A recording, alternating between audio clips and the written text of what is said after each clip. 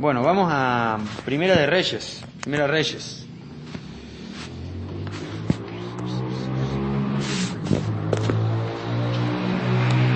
El domingo terminamos vimos algo de Segunda Samuel, que tiene algo que ver con un pacto. ¿Se acuerdan? Que Dios le dio a David, que era básicamente prometiéndole que su reino iba a ser un reino eterno.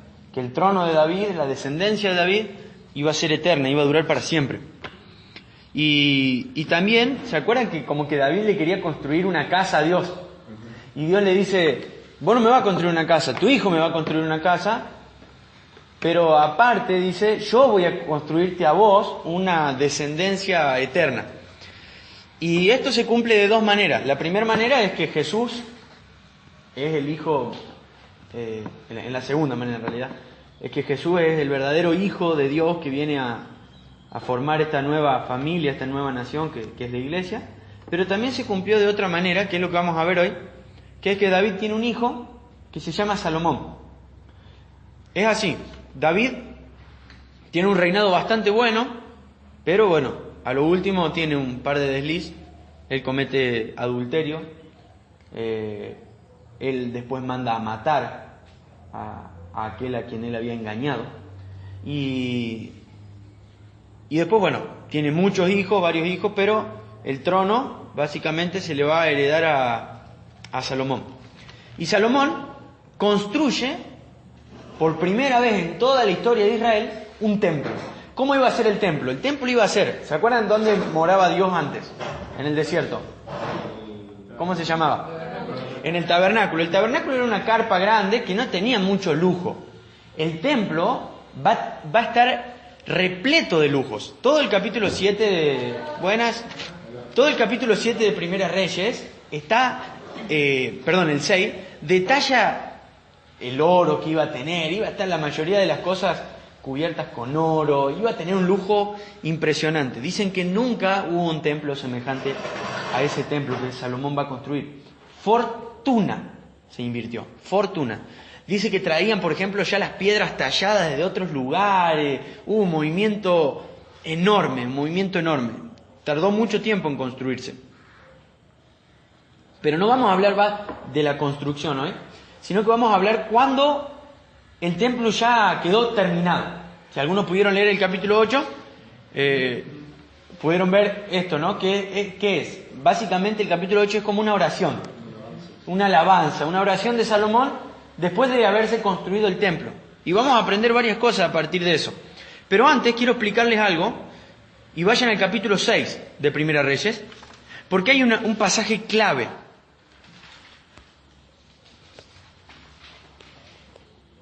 Miren lo que dice en el versículo 12. Dice: en cuanto a este templo que estás construyendo, presten atención a esto, si tú sigues todos mis decretos y ordenanzas y obedeces todos mis mandatos, yo cumpliré por medio de ti la promesa que le hice a tu padre David. Viviré entre los israelitas y nunca abandonaré a mi pueblo Israel. Acá hay una condición, ¿se dieron cuenta? Para que Dios siga manteniendo su presencia en el templo. ¿Cuál es la condición? Seguir todos mis decretos, todas mis ordenanzas, obedecer todos los mandamientos. Y vamos a ver que no pasa esto. Esta era la condición. Si Israel al pie de la letra obedecía esto, Dios iba a manifestar su presencia en el templo por siempre. Pero no pasó así. Pero eso es interesante verlo. Ahora, vamos al capítulo 8, que ya es la finalización de esto. ¿Se acuerdan que el tabernáculo estaba dividido en dos? ¿Qué tenía ¿cómo se llama el primer lugar? El lugar santo y el lugar santísimo. Lugar santo y lugar santísimo. ¿Qué había en el lugar santísimo? La presencia de Dios. Sí, descendía la presencia de Dios en el lugar santísimo. El arca del pacto, eso, muy bien. El arca del pacto era un arca, como un cofre, estaba cubierto de oro y contenía dentro las tablas que Dios le había dado a Moisés con los mandamientos. Y era el símbolo de donde descendía nada más y nada menos que la presencia de Dios. Ahora, fíjense qué pasa, vamos al versículo 1. Primera Reyes 8:1. Entonces Salomón mandó a llamar a los ancianos de Israel y a todos los jefes de las tribus, los líderes de las familias patriarcales de los israelitas, para que fueran a Jerusalén.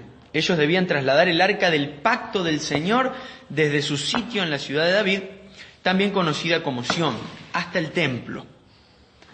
Así que todos los hombres de Israel se reunieron ante el rey Salomón durante el festival de las enramadas que se celebra anualmente a comienzos del otoño, el mes de Etanim. Una vez que estaban presentes todos los ancianos de Israel, los sacerdotes levantaron el arca. Los sacerdotes y los levitas trasladaron el arca del Señor junto con la carpa especial y todos los objetos sagrados que había en ella.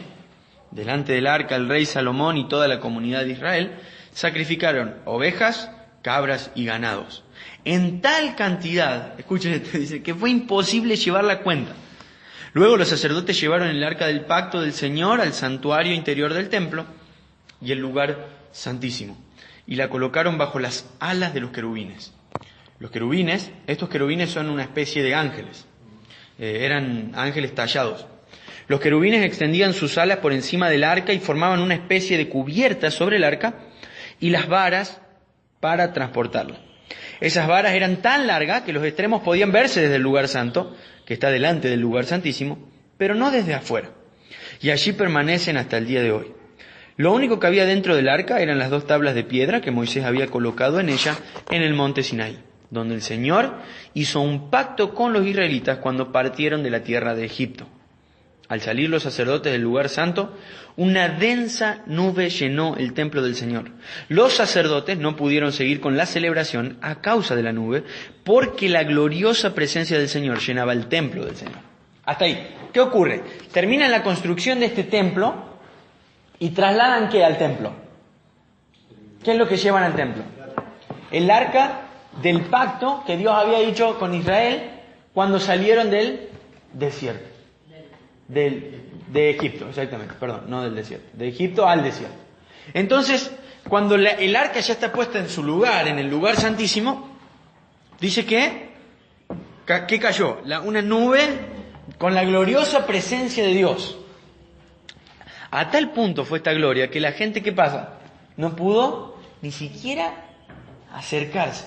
Algo que estamos estudiando a lo largo del Antiguo Testamento es esto, algo de la santidad de Dios, ¿no? Cuando Dios aparecía, nadie podía acercarse. Nadie podía ni siquiera mirarlo. Era tan grande la gloria de Dios, era tan grande su mismísima presencia, que nadie podía ni siquiera acercarse. Y ahora escuchen lo que va a pasar. Versículo 12. Salomón va a alabar al Señor. Dice entonces Salomón, el rey de Israel, oró, diciendo: Oh Señor, tú dijiste que habitarías en una densa nube de oscuridad. Ahora te he construido un templo glorioso, un lugar donde podrás habitar para siempre. ¿Habrá pasado esto? ¿Qué opinan? ¿Se habrá cumplido esto que dijo Salomón acá? No vivió Dios para siempre en el templo. Ya vamos a ver bien esto. Luego el rey se dio vuelta hacia toda la comunidad de Israel que estaba de pie ante él, y después de bendecir al pueblo, dijo: Alabado sea el Señor Dios de Israel, que cumplió la promesa que le hizo a mi padre David.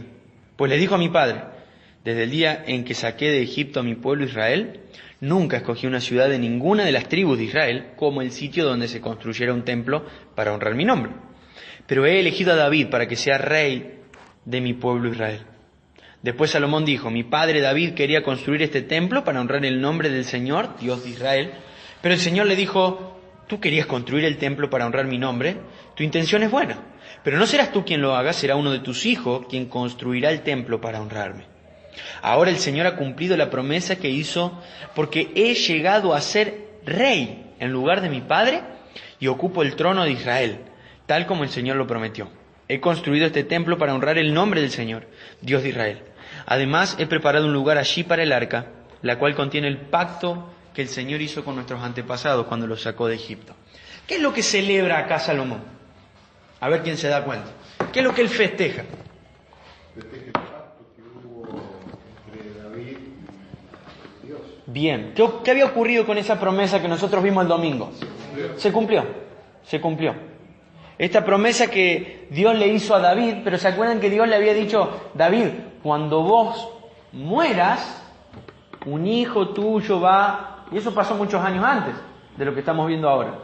¿Qué está celebrando Salomón? El cumplimiento de las promesas de Dios. El cumplimiento de lo que Dios le había dado a David. ¿Qué es lo que aprendemos de una manera rápida en esto? Algo que venimos viendo desde Génesis. Dios siempre cumple lo que promete. Dios es un Dios que cumple su promesa. Y lo que Él dice, nadie lo puede revocar. Y ahora vamos a estudiar, va a ser medio raro, porque vamos a estudiar una oración. Lo que Salomón va a hacer es prácticamente una oración. Y a través de la oración nosotros podemos aprender un montón de cosas. Y vamos a ver muchas cosas que tienen que ver básicamente con Dios. Básicamente con Dios. La Biblia responde a esta pregunta: ¿quién es Dios? Imagínense que alguien dice, che, bueno, vos crees en Dios, sí, bueno, pero ¿quién es Dios? ¿O qué es Dios? Bueno, la Biblia responde a esta pregunta. Y hay muchas formas de decir quién es Dios. Por ejemplo, podemos decir que Dios es amor. ¿Está bien o está mal? Está bien. Pero no solamente es un Dios de amor. Hay muchas cosas que se llaman así, atributos de Dios. ¿Qué significa? Es algo que le atribuimos a Dios. Por ejemplo, otro que se le ocurra a ustedes, ¿cuál sería? Justicia. ¿Qué más? Soberanía. Son todas cosas que tienen que ver con Dios. Y a nosotros nos sirve conocer esto. De hecho, es necesario conocer esto. Porque la única manera de adorar bien a Dios, ¿cómo es? Conociéndole bien. Si nosotros no conocemos bien quién es Dios, no le vamos a adorar bien. Y otra cosa, conociendo muchas cosas de Dios, yo también puedo vivir de una manera un poco más confiable. Por ejemplo, Alan mencionó la soberanía de Dios. Que Dios sea soberano significa que Dios está al control de todo. ¿Eso sirve a mi vida práctica o mi vida diaria? Sí. Que Dios sea amor. ¿Influencia mi caminar cristiano? Sí. ¿Misericordioso? También. Por eso conocer y aprender quién es Dios no es simplemente algo como para estudiar, sino es algo que tiene que influenciar mi vida. Aprender que Dios es justo, por ejemplo, nos sirve. Nos enseña mucho acerca de quién es Él y de cómo tengo que yo vivir. Ahora, escuchen esto, versículo 22. Luego Salomón, de pie ante el altar del Señor y frente a toda la comunidad de Israel, levantó las manos al cielo y oró. Imagínense esta escena, ¿no? El templo ya construido. El templo era inmenso. Esto, dicen que nunca se vio algo semejante a esto. De hecho, este templo después va a ser destruido y se va a construir otro. Y dicen que no fue pero ni la mitad de lo glorioso que fue este templo. Fue inmenso. La fortuna que había en este templo era muchísima. Un templo dedicado directamente a Dios. A nosotros esto nos suena raro. ¿Por qué?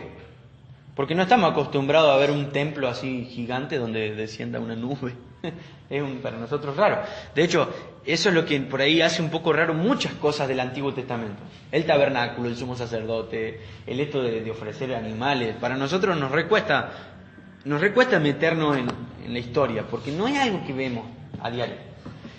Por eso es importante que nuestra mente y nuestra imaginación con respecto al texto trabaje un poco y nos podamos de alguna manera meter en esta escena. Y tenemos toda la comunidad. Dice que había venido mucha gente de todos lugares. ¿A dónde están reunidos? ¿Cómo se llama la ciudad? Jerusalén. Cuando ustedes escuchen el nombre Sion, S-I-O-N, es Jerusalén. Y cuando escuchen la ciudad de David, también. Jerusalén es la capital de Israel. Recientemente fue reconocida por Estados Unidos, fue un hecho bastante importante históricamente, fue reconocido nuevamente como la capital, pero esto ocurrió en 2 de Samuel 6, nada más que nosotros no lo vimos, que Jerusalén se convierte en la capital del Estado de Israel. Ahora, en este lugar, en Jerusalén, va a pasar un montón de cosas. De hecho, las cosas más importantes de la historia de la Biblia pasan ahí. Porque ¿quién muere en Jerusalén? El mismísimo Jesús muere a las afueras de Jerusalén. Y el templo va a ser también muy importante. De hecho, va a ser una de las cosas más importantes de toda la historia de Israel, porque ahí es donde Dios mismo descendía. Y a donde estaba el arca el pacto, el arca del testimonio. Escuchen lo que dice Salomón cuando ora. Versículo 23, dice que oró así. Oh Señor, Dios de Israel, no hay Dios como tú, arriba en el cielo, ni abajo en la tierra. Tú cumples tu pacto y muestras amor inagotable a quienes andan delante de ti de todo corazón. Wow. Dice la otra traducción, escuchen. Jehová Dios de Israel, no hay Dios como tú, ni arriba en los cielos, ni abajo en la tierra. Guardas el pacto y la misericordia a tus siervos, los que van delante de ti con todo su corazón. ¿Qué me podrían decir de Dios acerca de este versículo? ¿Qué aprenden de Dios en este versículo? Que cumple su palabra. Que cumple su palabra. No hay Dios como Él. Que no hay comparación, ¿sí? Que tiene amor inagotable. Que tiene un amor inagotable. Sí, pero siempre abocado a lo que cumple, o sea, lo que cumple. Pero que tiene una condición. Dice, quienes andan delante de ti de todo corazón. Ahora, la pregunta acá es, ¿quién anda de verdad delante de Él de manera perfecta con todo corazón? ¿Quién? Nadie. La Biblia dice que solo uno. Cristo. Ahora, fíjense qué interesante leer esto y saber acerca de Jesús. ¿Por qué? Porque cuando nosotros estudiamos todo el Antiguo Testamento, vamos viendo que Dios demanda a las personas, les demanda ser perfectos. ¿Y quién cumple eso? Nadie. Y Él dice, yo te voy a bendecir si vos andás delante de mí de todo corazón. En el capítulo, en lo que leí al principio, dice, va a permanecer mi gloria acá, en este templo, si vos cumplís toda la ordenanza al pie de la letra. Y vemos como que Él siempre demanda perfección. Y sabemos que nadie cumple esto. Ahora, fíjense qué interesante. Esto levanta más a Cristo. Y quiero hablar mucho acerca de esto, del Evangelio. ¿Qué es el Evangelio? El Evangelio es esto. Es Jesús cumpliendo todo lo que yo nunca pude cumplir. Eso es el Evangelio. Es Jesús cumpliendo todo lo que Dios demanda y yo recibiendo todas las promesas como si yo hubiese cumplido todo lo que Dios demanda. No sé si me expliqué bien. Sí. Jesús cumpliendo todas las demandas de Dios. Y esas demandas que Jesús cumplió, cuando yo creo en Él, se me atribuyen a mí. Y se me imputan a mí. Entonces yo disfruto las bendiciones como si yo hubiese vivido de manera perfecta. ¿Y quién de nosotros vivió de manera perfecta? Nadie. Esto es el Evangelio. Es Cristo viviendo la vida que no pudimos vivir. Esto es el Evangelio. Y dice que Dios es misericordioso, que Dios guarda el pacto. ¿Se acuerdan? Yo mencioné algo el domingo. De que cuando Dios le está diciendo esto a David, le dice, ahora yo no te voy a arrancar más como arranqué a Saúl. No sé si se acuerdan cuando hablé de eso. Dice, aunque vos peques, esto yo no lo voy a revocar. Y David pecó, y Salomón pecó. ¿Saben cuántas mujeres tuvo Salomón? 1000. 1000 literalmente.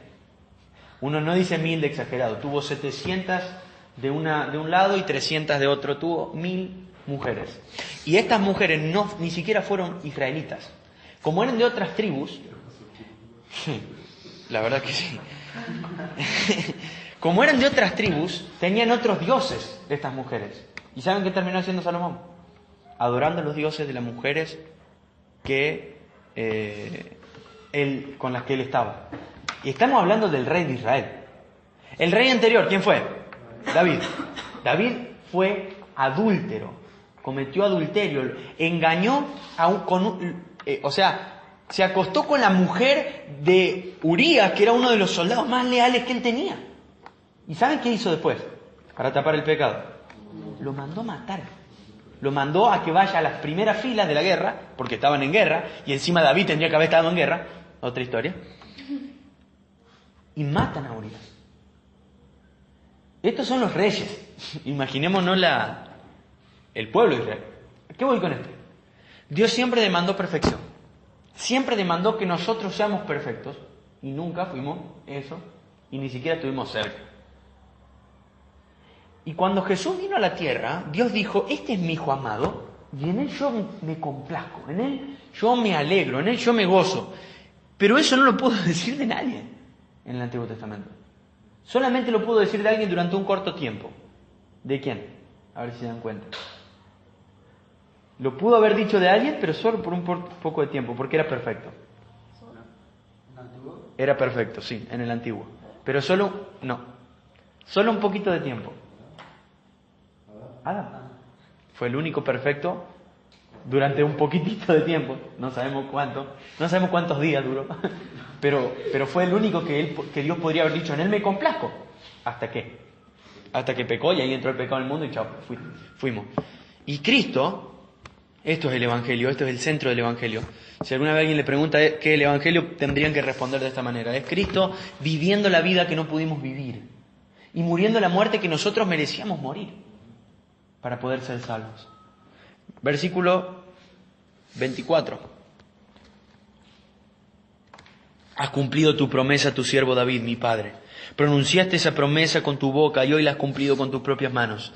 Ahora, Señor, Dios de Israel, lleva a cabo la otra promesa que le hiciste a tu siervo David, mi padre, cuando le dijiste: si tus descendientes cuidan su comportamiento y me siguen con fidelidad, así como tú lo has hecho, siempre habrá uno de ellos sentado en el trono de Israel. Quiero explicarles algo, esto no se cumplió hasta Cristo. No hubo reyes que hicieran lo bueno. De hecho, lo próximo que vamos a estudiar el jueves, ¿saben lo que va a pasar en Israel con el hijo de Salomón? Se va a dividir la nación.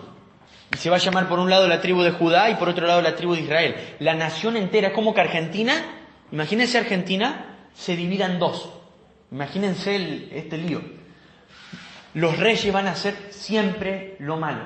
Van a tener un par de cositas buenas, pero en rasgos y en líneas generales, los reyes van a hacer siempre lo malo. Hola, Coco. Van a hacer siempre lo malo. Pero fíjense esto, dice: siempre habrá uno de ellos sentado en el trono. ¿Pero qué es lo que tiene que hacer antes? Cuidar su comportamiento, seguirlo con fidelidad. ¿Quién fue el único que pudo hacer esto de manera perfecta? Cristo. Entonces el trono de Cristo permanece para siempre, porque es el único que pudo cumplir con lo que Dios estaba demandando de un rey. ¿Qué demandaba de un rey? Perfección. ¿Se entiende? Versículo siguiente, versículo 27. Escuchen esto. ¿Pero es realmente posible que Dios habite en la tierra? Ni siquiera los cielos más altos pueden contenerte, mucho menos este templo que he construido. Miren qué buen entendimiento tenía Salomón. Salomón está diciendo: Dios, no, está bien, está espectacular el templo, va a descender tu gloria acá, pero siendo franco y sincero, nada puede contenerte. ¿Qué nos dice esto de Dios? Que es más grande de lo que nosotros creemos.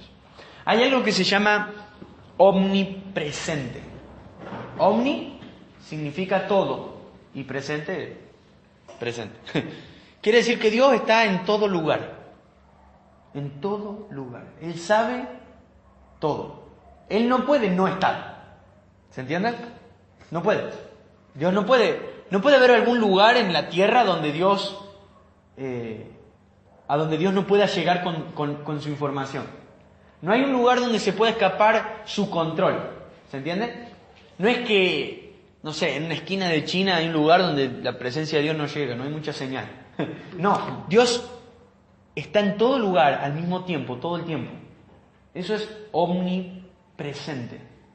Omnipresente. Él está en todo lugar. Versículo 28. Sin embargo, escucha mi oración y mi súplica, oh Señor mi Dios. Oye el clamor y la oración que tu siervo te eleva hoy. Que noche y día tus ojos estén sobre este templo, este lugar del cual tú has dicho mi nombre estará allí. Que siempre oiga las oraciones que se elevan hacia este lugar. Que atienda las peticiones humildes y fervientes de mi parte y de tu pueblo Israel cuando oremos hacia este lugar. Sí, óyenos desde el cielo donde tú vives. Y escuchen esto. Y cuando nos escuches, perdona. ¿Qué nos dice este texto acerca de Dios? ¿Que Dios qué es? Misericordioso. ¿Qué más? La última palabra creo que es la clave, ¿no? Hay algo hermoso que tenemos que saber acerca de Dios. Y es clave cuando... Es interesante porque Salomón no está pidiendo perdón. Salomón está diciendo, en algún momento vamos a tener que clamar a vos pidiéndote ¿qué? Perdón. Salomón, ¿qué está reconociendo acá? Que es cuestión de tiempo para que se echen algún moco. Es cuestión de tiempo para que hagan las cosas mal. Entonces es como que se está anticipando y dice, Señor, cuando nosotros elevemos nuestra oración a vos, míranos por favor. Cuando nosotros clamemos a vos, míranos por favor. Y perdona. Dice en otra traducción al final, escucha y perdona. Y tenemos que saber dos cosas más acerca de Dios acá. Dios escucha y Dios perdona. Él limpia el corazón de aquel que se llega a Él en arrepentimiento y fe. Él perdona la maldad, dice la Biblia, de cualquier pecado. Él no es rencoroso. Él no guarda rencor. Dice la Biblia que su misericordia se renueva cada mañana. Cada mañana su misericordia está a nuestro favor. Y Salomón está entendiendo algo acá. Primero, que Dios es inmenso, más grande de lo que nosotros podemos pensar. Pero a la vez, es tan humilde que está dispuesto a escucharnos y que está dispuesto a perdonar. Esto es el Evangelio, de vuelta. ¿Qué es el Evangelio? El Evangelio es que Dios se ha dignado a perdonarnos. Es que Dios se ha dignado a perdonar nuestros pecados. Dios, por eso, ¿qué significa Evangelio? ¿Se acuerdan? ¿Cómo? La buena noticia, ¿de qué? De que Cristo vino a vivir la vida que no podíamos vivir, a morir la muerte que merecíamos morir, y gracias a eso hay que, para nosotros, perdón, salvación y el perdón de nuestros pecados.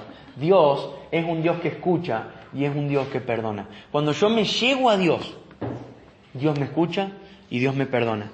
¿Vieron que Salomón relaciona todo esto con el templo? Que dice, cuando miremos a este templo, vamos al Nuevo Testamento. ¿Quién es el templo de Dios en el Nuevo Testamento? Nosotros.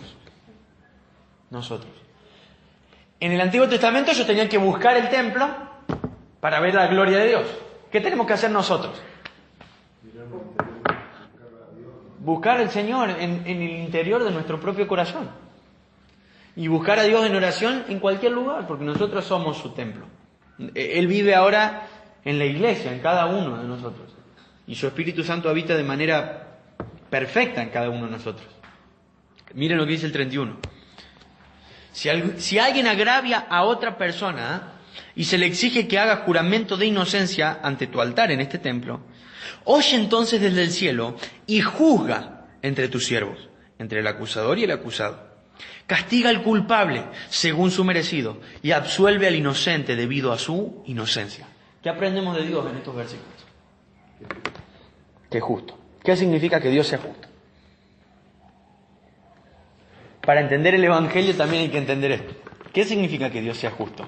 El derecho merecido permite que aquel que es culpable tenga su recompensa y el inocente la suya. Uno de nuestros peores problemas como pecadores es que Dios es justo. Es nuestro más grande problema, como pecadores. ¿Por qué? Porque Dios va a castigar al culpable y va a absolver o a perdonar al inocente. La pregunta es, ¿quién de nosotros puede ser hallado inocente delante de Dios? Ninguno. Esto es el Evangelio. El Evangelio que delante de Dios todos somos culpables, pero vino uno que fue inocente. Y cuando creemos en el único que fue inocente, Dios nos ve a nosotros como inocentes. Pero no solamente nos ve a nosotros como inocentes, ve a Cristo como ¿qué? Como culpable. ¿Y a quién castiga? A Cristo. Esto es el Evangelio. Dios es justo. Y Él castiga a Cristo en nuestro lugar. Él castiga a Cristo en nuestro lugar. Y nosotros salimos ilesos frente a Dios. Esto es el Evangelio. Cristo vivió la vida que nosotros deberíamos haber vivido. Cristo murió la muerte que merecíamos morir nosotros. Por lo tanto, Dios nos trata con misericordia y a Cristo lo trata con justicia. Y recibimos la salvación por medio de la fe en Él. Esto es el Evangelio. Dios es justo. Seguimos. Versículo 33. Si tu pueblo Israel cae derrotado ante sus enemigos por haber pecado contra ti, pero luego vuelve a ti y reconoce tu nombre y eleva oraciones a ti en este templo, oye desde el cielo y perdona el pecado de tu pueblo Israel y hazlo volver a esta tierra que diste a tus antepasados. Si los cielos se cierran y no hay lluvia porque tu pueblo ha pecado contra ti, y si luego ellos oran hacia este templo y reconocen tu nombre y se apartan de sus pecados porque tú los has castigado, oye entonces desde el cielo y perdona los pecados de tus siervos, tu pueblo Israel.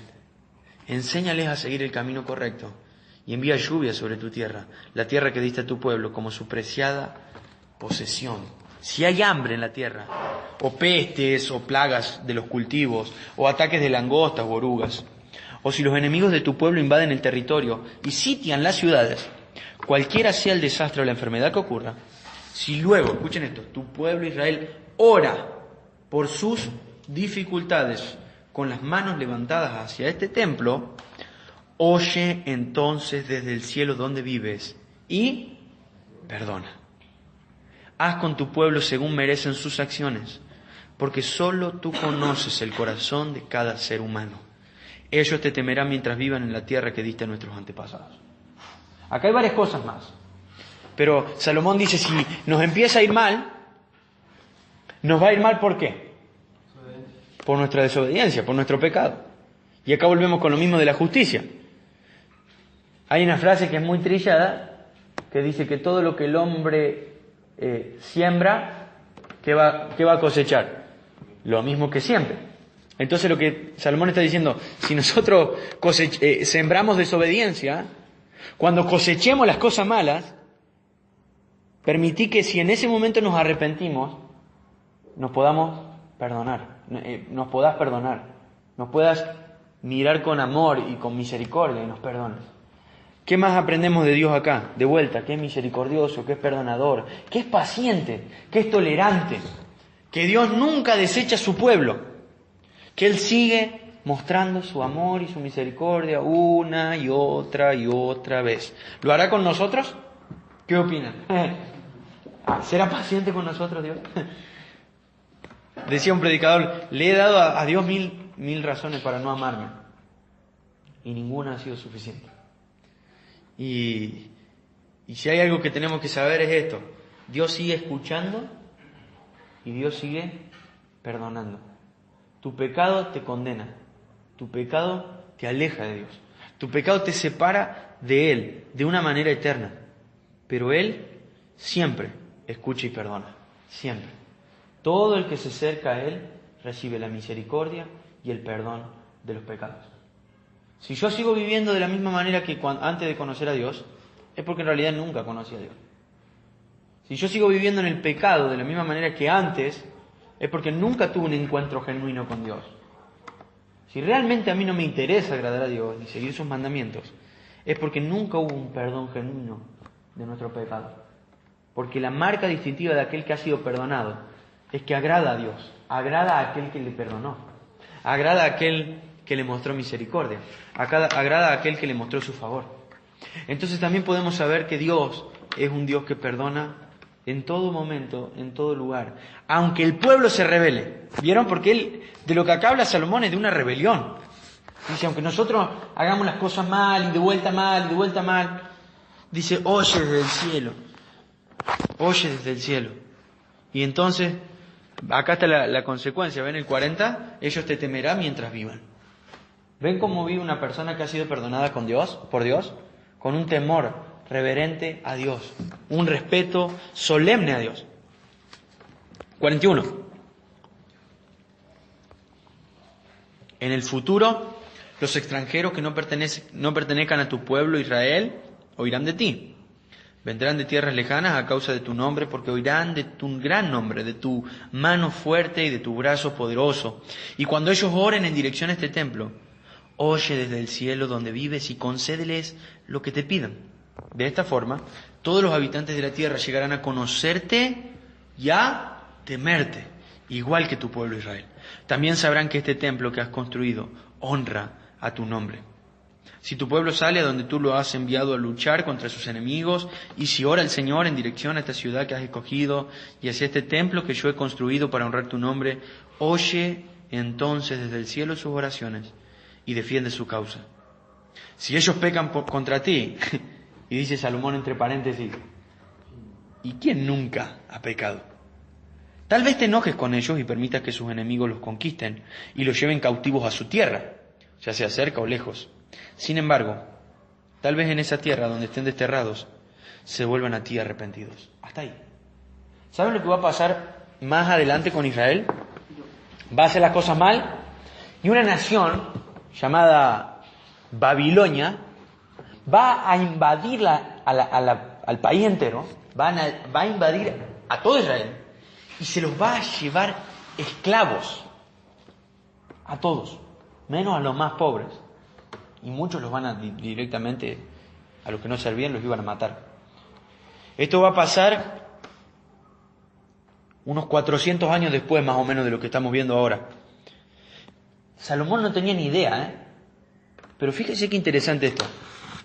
Dice, si ellos pecan contra ti, a lo mejor los enemigos lo conquistan. Es interesante, nunca había pasado esto. Pero Salomón, no sé, es como si tuviera un presentimiento. No es que Dios le había revelado esto. Él está teniendo un presentimiento. Dice, Señor, si tu pueblo peca contra ti, de hecho, ¿quién nunca ha pecado? Como diciendo, es lógico que vamos a pecar.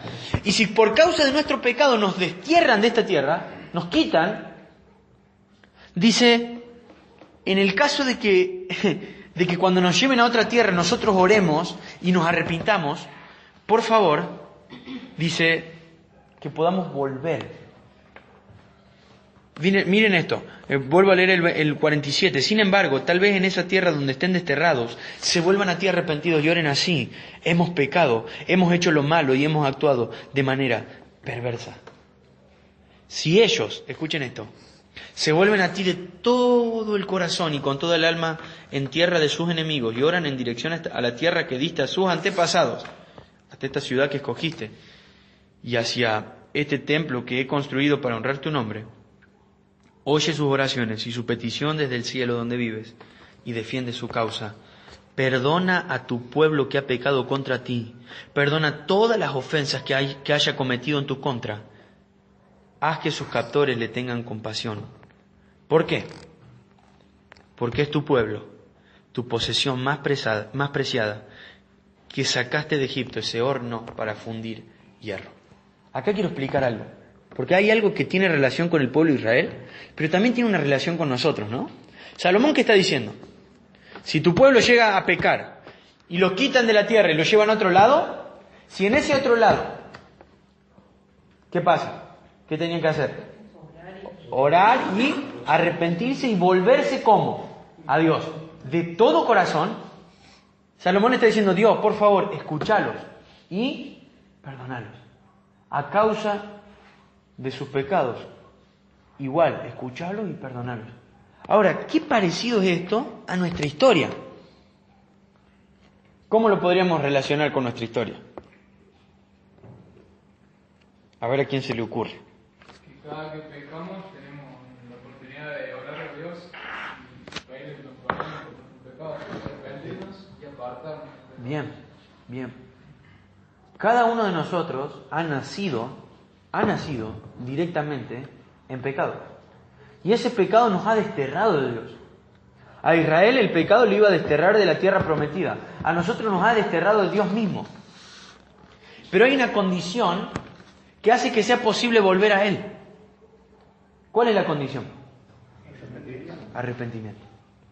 No existe el cristianismo sin arrepentimiento. Ahora les hago esta pregunta a todos. Quiero que sean francos, no que me respondan, pero sí que sean sinceros ustedes en su propio corazón. Hubo un momento en tu vida donde vos sinceramente delante de Dios te arrepentiste de tu pecado de todo corazón y volviste a Él. Piensen en esto.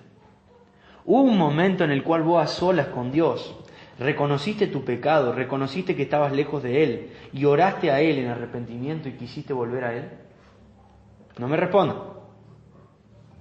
Si ahora la respuesta es sí, te hago esta otra pregunta.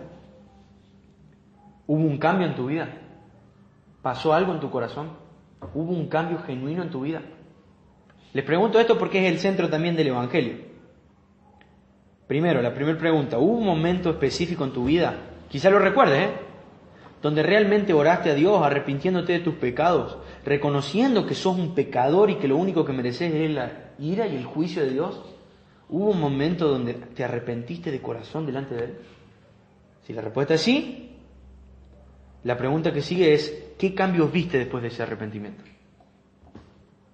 Si la respuesta es no, quiero invitarte hoy a que no esperes más y a que sigas, a que dejes de estar en rebeldía con Dios y a que de una manera sincera en oración vos puedas arrepentirte de tus pecados y volverte a Él de todo corazón, sabiendo algo que estamos viendo varias veces en este capítulo, que Dios escucha y que Dios ¿qué?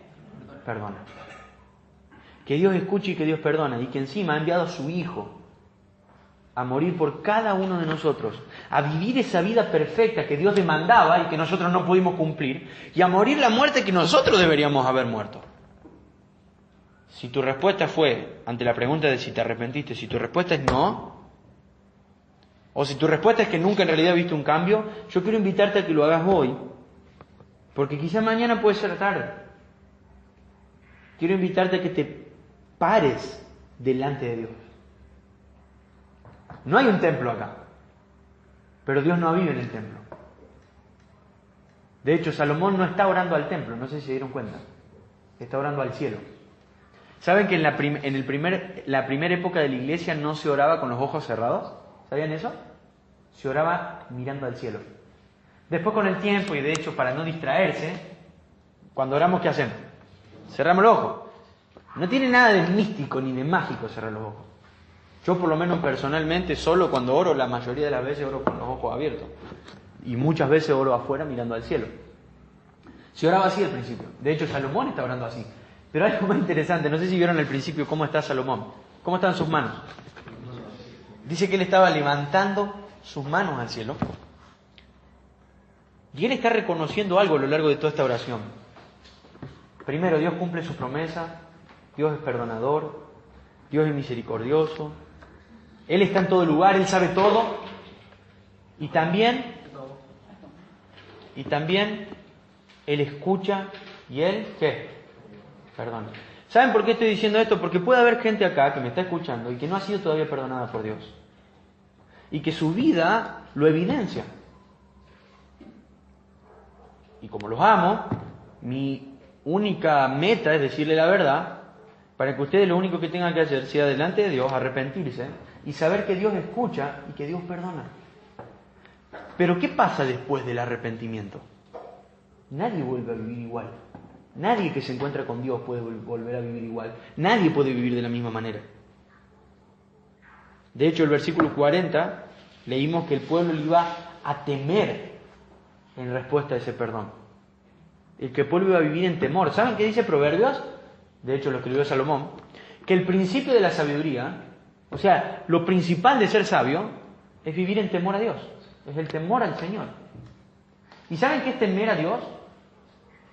Es respetarlo, es más que respetarlo, es saber que si yo estoy viviendo de manera pecaminosa, Él me va a juzgar y me va a castigar, porque Él es justo y no va a absolver al culpable.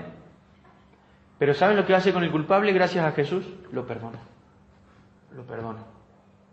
Por eso de vuelta la primera pregunta, ¿recordás algún momento en el cual vos te hayas arrepentido de tus pecados y hayas reconocido a Cristo como tu única esperanza para la salvación? Si tu respuesta es sí, la segunda pregunta es, ¿qué cambio notaste después de eso? Si la respuesta en la segunda pregunta es ninguno, entonces la primera es mentira. No hubo un arrepentimiento. ¿Se entiende? El arrepentimiento es un cambio radical de tu vida, completa. Obviamente que seguís con un montón de pecados, pero hay algo que ocurrió y nadie, absolutamente nadie que pase por la cruz vuelve a ser el mismo. Entonces, Salomón, yo quiero anexar esto, él está diciendo, si en algún momento tu pueblo es desterrado, pero se arrepiente de corazón y en su corazón te busca, dice, perdónalos. ¿Y saben qué? Va a ocurrir exactamente lo que está diciendo Salomón. El pueblo va a ser desterrado por desobediencia y en el destierro va a arrepentirse. ¿Y saben lo que va a hacer Dios? Los va a hacer volver a la tierra. ¿Por qué? Porque Dios cumple su palabra, Dios cumple su promesa. Versículo 52. Que tus ojos estén abiertos a mis peticiones y a las peticiones de tu pueblo Israel. Que los oigas y les respondas cada vez que clamen a ti. ¿Se dan cuenta que hay como un patrón en todo el capítulo? Repetitivo. Que tiene todo que ver con esto, ¿no? Que el pueblo clame o que el pueblo ore y que Dios responda y escuche. Porque también es básicamente esto. Dios es un Dios que escucha. Dios es un Dios que perdona. Tenemos que saber esto. No simplemente decirlo, sino entenderlo. Dice, versículo 53, pues cuando sacaste a nuestros antepasados de Egipto, oh Señor soberano, le dijiste a tu siervo Moisés que habías apartado a Israel de todas las demás naciones de la tierra para que fuera tu posesión más preciada. Y termina así orando, diciendo, Israel es preciado para vos, es como una posesión preciosa. Lo que leí en el versículo 51, es tu posesión, dice, más preciada. ¿Y por qué fue la más preciada? Porque el Señor la escogió y encima la sacó de Egipto. Y vos también sos preciado para Dios. Vos sos precioso para Dios. A los ojos de Dios vos sos visto como alguien hermoso. No tenés que buscar valor en el mundo. Dios te dio el valor. No tenés que buscar aceptación en el mundo. El Señor ya te dio la aceptación. ¿Vieron que el mundo trata de buscar justamente todo lo que solamente Dios puede dar? Como nunca buscaron aceptación en Dios, ¿a dónde lo van a buscar? Y la van a buscar en una relación, en un trabajo, en una familia, no sé, en lo que sea. Porque no la encontraron nunca en Dios. Como nunca encontraron su identidad en Dios, la van a tener que buscar ¿en qué? En un círculo de amistad o en cualquier otra cosa. En ser alguien en esta vida. Eso es lo que te recomiendan, ¿no? Tenés que ser alguien en esta vida. Y cuando nosotros encontramos todo esto en Dios y entendemos que somos su posesión más preciada, no tenemos por qué salir a buscar al mundo algo que solamente Dios nos puede dar. ¿Qué se te mueve cuando yo te digo esto? Dios te ama. Él te ama. Fue tan grande el amor que Él envió a su Hijo por vos. O sea, no necesitaba buscar aceptación en ninguna otra cosa. Dios, de manera completa, te ama. Dios te ama. Decía un predicador, mi teología completa se resume en esta: Dios me ama y por lo tanto envió a su Hijo a morir por mí. Eso es el centro de todo el Evangelio. Que fue tan grande el amor de Dios que hace 2000 y pico de años, su único Hijo, siendo exactamente igual a Dios, murió en una cruz como un ser humano y al tercer día resucitó. ¿Qué ocurre en nuestra mente y en nuestro corazón cuando escuchamos esto? A veces es como las canciones, ¿vieron? Cuando vos escuchás una canción nueva, como que todo el día. Después pasa el tiempo y ¿qué pasa? Ya como que ya cansó, ¿no? Pero esto no tendría que pasar con el Evangelio. Cristo Jesús murió en una cruz como un criminal para yo ser tratado como un inocente delante de Dios. Y esta melodía, esta canción, nunca tendría que dejar de sonar en mi cabeza ni en mi corazón. Jesús murió en la cruz por vos. Para que todo, dice la Biblia, para que todo aquel que en Él crea reciba la salvación y la vida eterna. No tenés que salir a buscar nada. Todo lo que buscás está en Él. Todo lo que buscás está en Dios. Entonces, dice el versículo 54 que cuando Salomón terminó de elevar estas oraciones y peticiones al Señor, se puso de pie frente al altar del Señor, donde estaba arrodillado con las manos levantadas al cielo.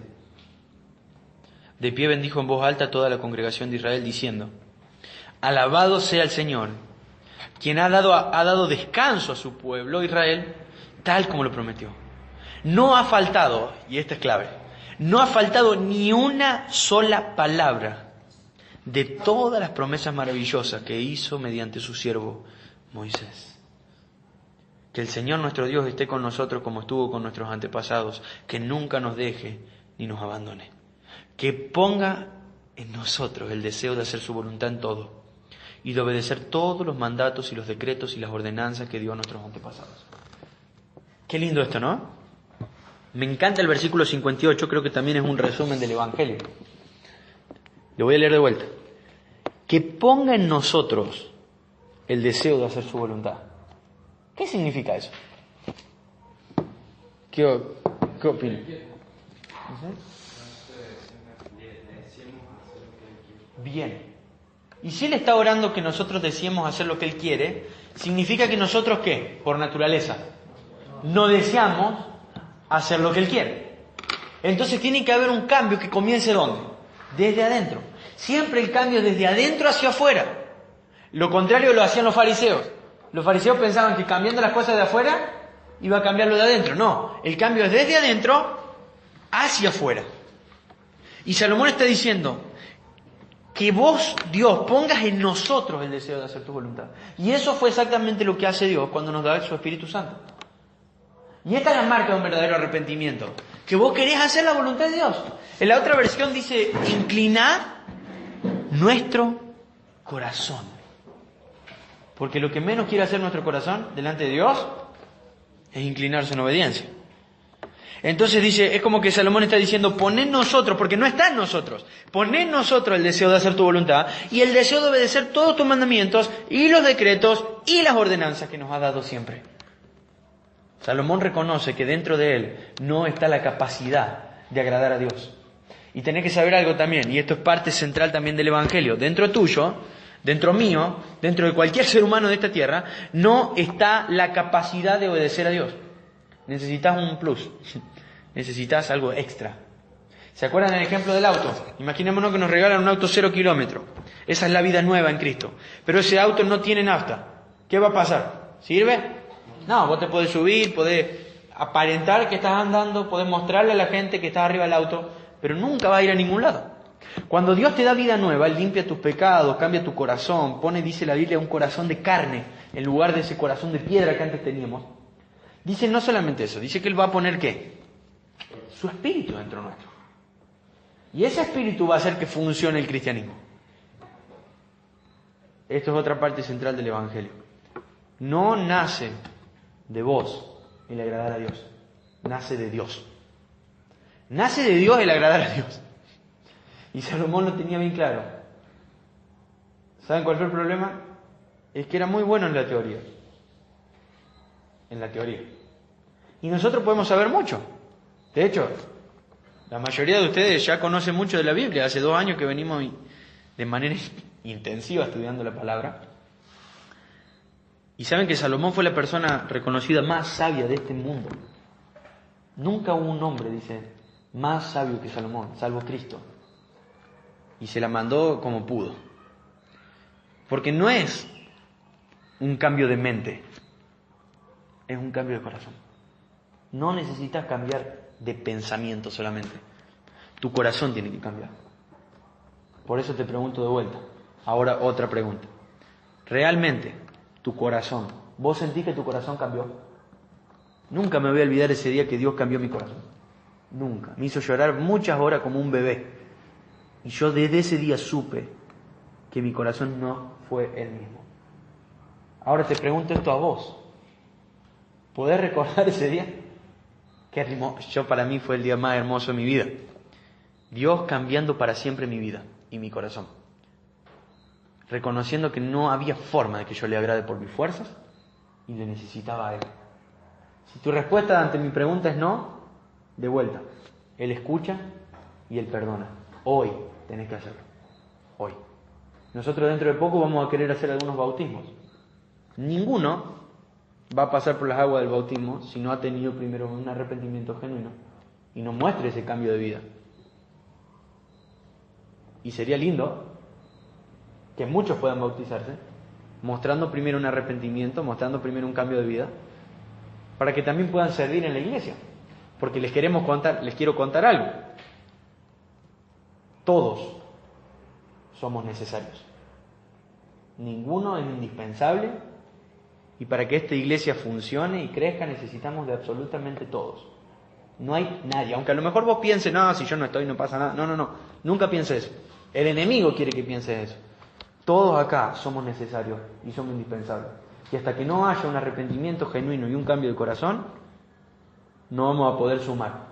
¿Y saben qué pasa cuando vos no sumás? Vos restás. No existe el neutro acá. Jesús dijo algo así, fue bastante duro. Dice, el que no recoge, el que no junta, ¿se acuerdan? Desparrama. Y nosotros tenemos que ser de los que suman, no de los que restan. Por eso esa pregunta, ¿hay un cambio de corazón en tu vida? Si la respuesta es no, te invito a que puedas hacer hoy, elevando tus ojos al cielo e inclinando tu corazón delante del Señor. Porque mañana puede ser tarde. Mañana puede ser tarde. Y vamos terminando. Voy a leer de vuelta el 58 porque me encanta. Que ponga en nosotros el deseo de hacer tu voluntad en todo y de obedecer todos los mandatos y los decretos y las ordenanzas que Dios dio a nuestros antepasados. Y que esta oración que hice en la presencia del Señor esté delante de Él continuamente, de día y de noche, para que el Señor, nuestro Dios, haga justicia conmigo y con su pueblo Israel, según las necesidades de cada día. Entonces, gente de todo el mundo sabrá que el Señor es el único Dios y que no hay otro. Que ustedes sean totalmente fieles al Señor nuestro Dios. Que siempre, siempre obedezcan sus decretos y el mandato, tal como lo están haciendo hoy. Luego, el rey y todo Israel, junto con él, ofrecieron sacrificios al Señor. Salomón presentó al Señor una ofrenda. Escuchen esto, una ofrenda de paz de 22.000 cabezas de ganado. ¿Algunos se imaginan 22.000 animales? Y 120.000 ovejas y cabras. ¿Se imaginan eso? Increíble. Así el rey y todo el pueblo de Israel dedicaron el templo del Señor. Ese mismo día el rey consagró la parte central del atrio que estaba delante del templo del Señor y allí presentó las ofrendas quemadas, las ofrendas de grano, la grasa de las ofrendas de paz, porque el altar de bronce que está en la presencia del Señor era demasiado pequeño para tantas ofrendas quemadas, ofrendas de grano y grasa de las ofrendas de paz. Entonces Salomón y todo Israel celebraron el festival de las enramadas en presencia del Señor nuestro Dios. Se habían reunido una gran multitud desde los lugares lejanos como Lebo-Hamat en el norte, eso sería lo más al norte de Israel, y el arroyo de Egipto en el sur. Eso es para explicarnos que había gente prácticamente de toda la nación. La celebración continuó 14 días en total, no sé, con tantos animales. 7 días para la dedicación del altar y 7 días para el festival de las enramadas. Una vez terminado el festival, Salomón despidió al pueblo, ellos bendijeron al rey y regresaron a sus casas llenos de alegría y muy contentos, porque el Señor había sido bueno con su siervo David y con su pueblo Israel. Hay algo al final de esta oración. ¿Un qué? Un sacrificio. Un sacrificio. Tranqui el sacrificio, ¿vieron? Poquitos animales. Para que la oración que Salomón hizo tenga resultado, ¿qué fue necesario? Sacrificio. Mucho sacrificio. Para que la oración que vos hoy eleves a Dios, si de verdad no te has arrepentido y no le has entregado tu corazón, para que esa oración sea aceptable a Dios, ¿qué tiene que haber? Un sacrificio. ¿Tenés algo para ofrecerle hoy a Dios? No. Cristo es nuestro sacrificio. ¿Se entiende? La oración es posible y aceptada gracias al sacrificio. Tu oración es posible y aceptada gracias a Cristo. Él valió mucho más que 120.000 ovejas y cabras. De hecho dijo Juan en Juan 1, miren el Cordero de Dios que quita el pecado del mundo. Si vos hoy elevás tu oración de manera sincera, de manera genuina, a Dios, confiando en el sacrificio de Cristo, confiando en que Jesús murió en tu lugar, confiando en que Jesús pagó la deuda por tus pecados, si vos elevás una oración en arrepentimiento y en sumisión a Él, Él va a hacer 2 cosas. Te va a escuchar y te va a perdonar. ¿Porque vio algo bueno en vos? No. Todo este perdón va a ser en base al sacrificio de Cristo. Para que cuando vos digas Dios me perdonó, no digas Dios me perdonó porque yo fui bueno o porque yo le abrí mi corazón. Para que vos digas Dios me perdonó gracias a lo que Cristo hizo en la cruz. Esto es el Evangelio. Una vez más, lo necesitábamos escuchar. Dios va a escuchar tu oración, Dios va a perdonar tu pecado, Dios va a limpiarte y va a darte su Espíritu, gracias al sacrificio de Cristo. ¿Vas a seguir viviendo como se te antoje o vas a inclinar tu corazón delante de Dios y a rogarle que Él cambie tu interior de una vez por todas para servirle con todo lo que sos? Te la dejo esa pregunta. Vamos a orar y vos podés orar de manera personal y directa delante de Dios. Ya no hay templo, no va a descender una nube así, no. De hecho, todo aquel que cree en Él pasa a ser el templo mismísimo de Dios. Su Espíritu Santo, que es Dios, va a habitar dentro nuestro. Y Él va a hacer que se cumpla el versículo 58, que es que va a producir en nosotros el deseo de hacer su voluntad. Pero necesitas rendirte ante Él. Necesitas consagrarte ante Él. Todos, Todos. Acá no estamos exentos. No le estoy hablando a un par. Todos necesitamos rendirnos ante Él. Entregarnos ante Él. Porque lo contrario a esto es vivir en rebeldía ante Dios. Y como hemos visto, Dios es justo. No nos conviene estar en contra de un Dios justo. No nos conviene estar en rebeldía en contra de un Dios justo. Dice la Biblia en Hebreos 10:31 que el Señor es fuego consumidor. Él no va a tener por inocente al culpable. No va a tener por inocente al culpable, pero quiere perdonar al culpable. Todo en base al sacrificio de Cristo. Él, Jesús, murió en tu lugar para que vos recibas el perdón y seas una nueva criatura. Y podés seguir escuchando esto 1000 veces, pero hasta que vos no te pares delante de Dios y no te arrepientas y no le entregues tu corazón, vas a seguir de la misma manera. Judas durante 3 años escuchó el Evangelio. Durante 3 años, de primera persona escuchó el Evangelio. Él estaba lo más cerca posible de Cristo. Él comió con Él la última cena, hasta recibió el lavado de pies de parte de Jesús. Y Él nunca se arrepintió. Nunca. Y vos podés estar 3 años escuchando el Evangelio, 3 años leyendo la Biblia, comprendiendo el panorama del Antiguo Testamento, habiendo escuchado Mateo, Marcos, Lucas, Juan, Hechos. Después podés escuchar Romanos, podés escucharla de los mejores predicadores, podés escucharla en audio, podés escuchar lo que sea. Pero si tu vida de manera personal, tú en tu corazón no se arrepiente delante de un Dios santo, nunca vas a cambiar. Y vas a seguir siempre igual. De hecho, Dios te va a juzgar más porque vos escuchaste la verdad. Porque es peor apartarse después de haberle conocido que nunca haberle conocido. Somos una iglesia que está sin arrancar todavía. Y hace 2 años que estamos predicando el Evangelio. Tiene que haber arrepentimiento. Tiene que haber un cambio de corazón en cada uno de nosotros. Si de verdad creemos en el Señor. Si de verdad creemos, porque con Dios no se juega, no hay puntos medios, tiene que haber un compromiso serio delante de Él, porque Él es digno y porque además nosotros lo necesitamos. Y encima de esto, porque esta es la motivación, si vos vas a Él, Él te va a escuchar y ¿qué más? Y Él te va a perdonar. No hay rencor, Eso es el Evangelio, que se renueva día a día. No es que va a decir, no, Pancho, vos ya te di 2 años, basta. No, Él abre sus brazos una y otra vez. Y Él sigue recibiendo a los pecadores. Sigue recibiendo a los pecadores. Y el sacrificio de Cristo sigue siendo poderoso para salvar a las almas. 2000 años después. Sigue salvando vidas y añadiéndolas a la iglesia y por consecuente añadiéndolas a un cielo eterno. Pero tiene que haber arrepentimiento. No podemos seguir igual. Así que te invito a que lo hagas esto de manera personal en tu corazón. Si no lo has hecho, dale para adelante.